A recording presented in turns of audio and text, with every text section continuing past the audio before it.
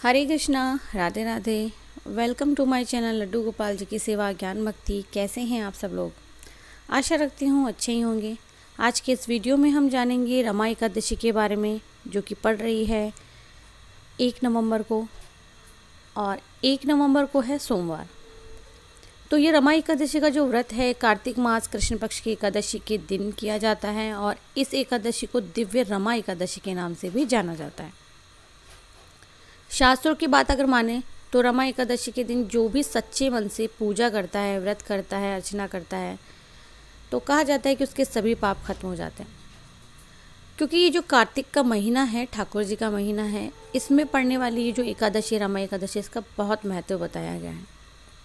इस दिन कृष्ण भगवान की पूजा की जाती है, और हर एकादशी की महिमा देखिए अलग अलग ही होती है। रमा एकादशी, जिसे रमा एकादशी भी कहा जाता है, इसका एक अलग ही महत्व है। इस दिन सच्चे मन से व्रत और पूजा करने से कृष्ण भगवान से साक्षात्कार होता है। रमा एकादशी का व्रत करने से ब्रह्म हत्या जैसे महापाप भी दूर हो जाते हैं। सौभाग्यवती महिलाएं अगर इस व्रत को करती है तो कहा जाता है उन्हें सौभाग्य की प्राप्ति होती है। तो आज हम रमा एकादशी जो है उसका व्रत पूजन की जो भी विधि है वो जानेंगे, महत्व जानेंगे। रमा एकादशी का व्रत करने के लिए सबसे पहले आपको प्रातःकाल उठकर जल्दी स्नान करना है। इसके बाद में व्रत का संकल्प लेना है। आप जिस प्रकार व्रत करने में सक्षम हैं उसी प्रकार से व्रत करें, संकल्प लें। अगर आप पूरा दिन व्रत करने के पश्चात केवल एक समय फलाहार करना चाहते हैं तो वैसा संकल्प लें, या फिर कई लोग केवल तुलसी पत्र और जल इसी से व्रत खोलते हैं, वैसा करें। जितना सामर्थ्य है आपका उसी प्रकार से व्रत करें। अब भगवान श्री कृष्ण की प्रतिमा है, या विष्णु भगवान की प्रतिमा है, या फोटो चित्र है, आप उसका विधिवत पूजा करें।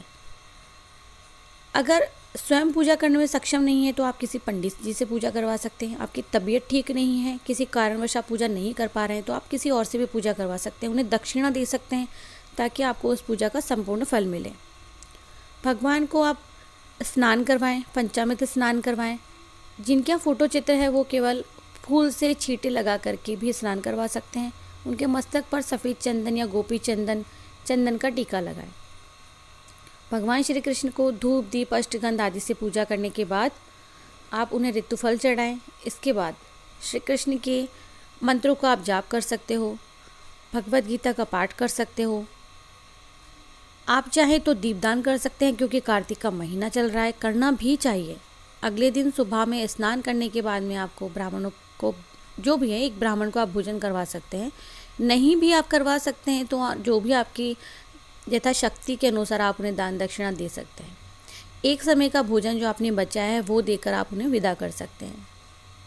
व्रत का पारण आप जो भी पारण का समय दिया हुआ है, मुहूर्त का समय है, उसमें कर सकते हैं। फिर आप इसके बाद में भोजन करें, और एकादशी के अगले दिन भगवान को खिचड़ी का भोग लगाया जाता है, उसका भोग लगाएं। भगवान कृष्ण को माखन मिश्री का भोग आप लगाएं।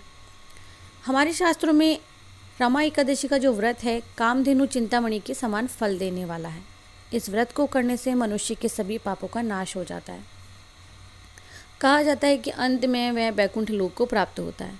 रमा एकादशी का व्रत संसार का सबसे महत्वपूर्ण शुभ फलदायी माना गया है।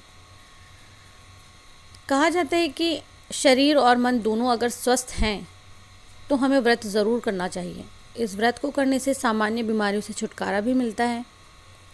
यह व्रत ज़रूर करना चाहिए, क्योंकि चतुर्मास चल रहा है, कार्तिक का महीना है, तो ये जो व्रत है बहुत ही शुभ और फलदायी माना गया है।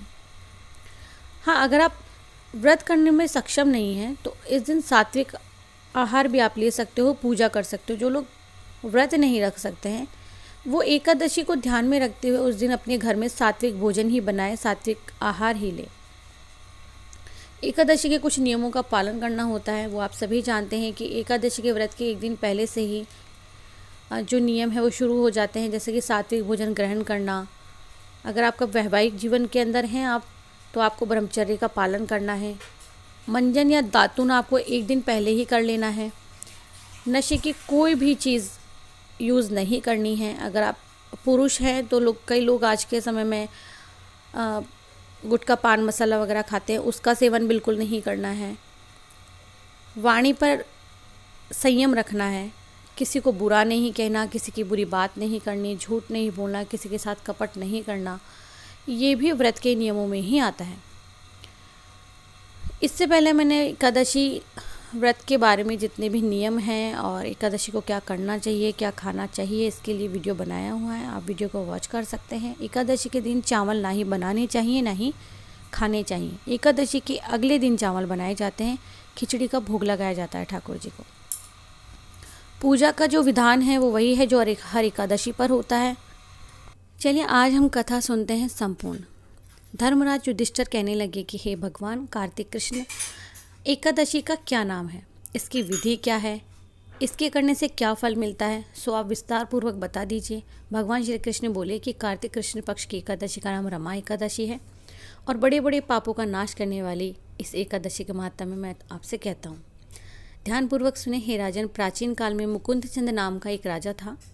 उसकी इंद्र के साथ मित्रता थी और साथ ही में यम, कुबेर, वरुण और विभीषण भी उसके मित्र थे। यह राजा बड़ा धर्मात्मा और विष्णु भक्त और न्याय के साथ में राज करता था। उस राजा की कन्या थी जिसका नाम चंद्रभागा था। उस कन्या का विवाह चंद्रसेन के पुत्र शोभन के साथ हुआ था। एक समय वह शोभन ससुराल आया और उन्हीं दिनों जल्दी ही पुण्यदायिनी रमा एकादशी भी आने वाली थी। जब व्रत का दिन समीप आ गया तो चंद्रभागा के मन में अत्यंत सोच उत्पन्न हुई कि मेरे पति अत्यंत दुर्बल है और मेरे पिता की आज्ञा अति कठोर है। दशमी को राजा ने ढोल बजवाकर सारे राज्य में घोषणा करवा दी कि एकादशी को भोजन नहीं करना चाहिए। ढोल की घोषणा सुनते ही शोभन को अत्यंत चिंता हुई और अपनी पत्नी से कहा, हे प्रिय, अब क्या करना चाहिए? मैं किसी प्रकार भी भूख सहन नहीं कर सकता हूँ।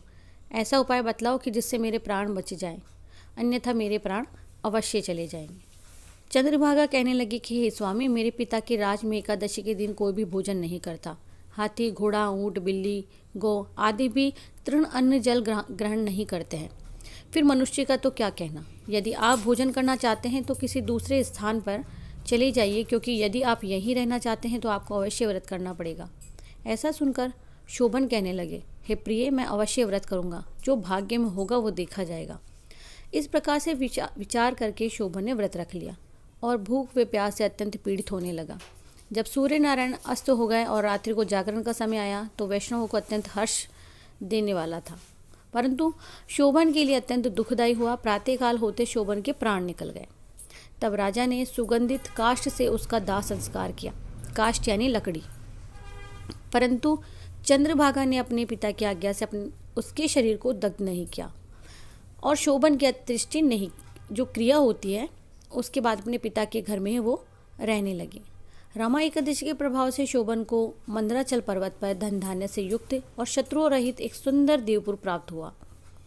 वह अत्यंत ही सुंदर रत्न और वैदुर्यमणि जड़ित स्वर्ण के खंभों पर निर्मित अनेक प्रकार के स्फटिक मणियों से सुशोभित भवन में बहुमूल्य वस्त्राभूषणों द्वारा छत्र व चंवर से विभूषित गंधर्व और अप्सराओं से युक्त सिंहासन पर आरूढ़ ऐसा शोभायमान होता था मानो दूसरा ही इंद्र विराजमान हो।